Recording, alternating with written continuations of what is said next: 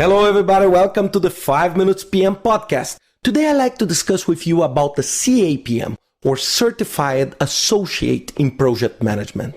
The CAPM is the credential that PMI provides to the team members. And I'd like to start explaining and trying to clarify, what is this credential? A lot of people mix up this credential with the PMP, and they think, oh, should I take the PMP or the CAPM? First, the credential was created by PMI in 2003. Focus on the team members, not on the project manager. So the PMP is the project manager credential to do all the management in the project. But for the team members, let's suppose I'm a sponsor of a project.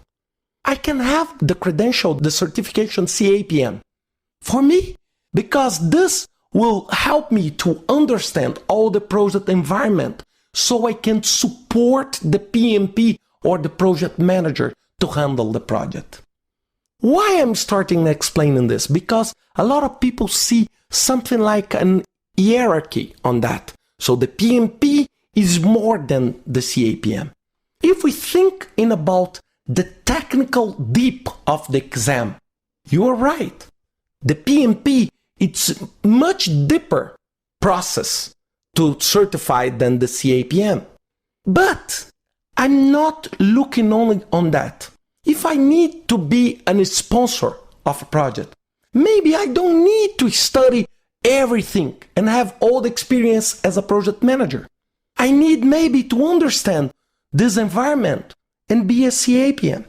Or if I'm starting my career, so I have two paths. CAPM to become in the future the PMP, or the CAPM because I don't need to have all the involvement and all the technical aspects of the PMP. So the CAPM, what does someone with the CAPM credential do?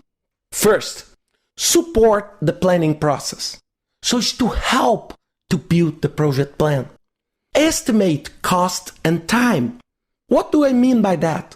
It's to prepare schedules, set deadlines, evaluate cost, fixed cost, variable cost, total cost, refine requisites, help the project manager to build up the scope statement, the WBS, and support in the administrative and financial aspects to the project.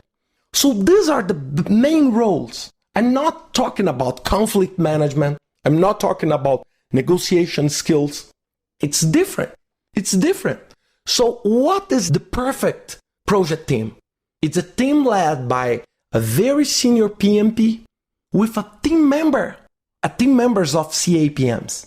Imagine this. So this is the idea, the whole idea of this credential. We have in the world something about 12,500 people all over the world. It's a very small number. And one of the reasons that I'm recording this podcast is to explain everybody the benefits of investing time in the CAPM credential.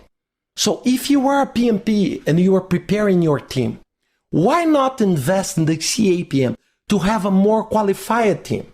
Why not invite your senior executive team to think about becoming a CAPM and understand more in depth what is a project management?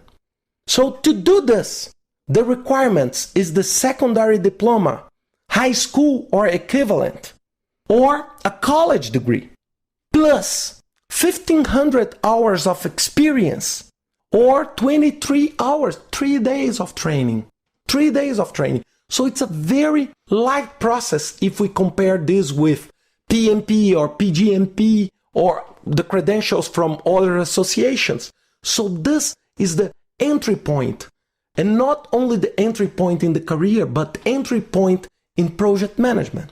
Next week, I'd like to explain to you in the second podcast about CAPM.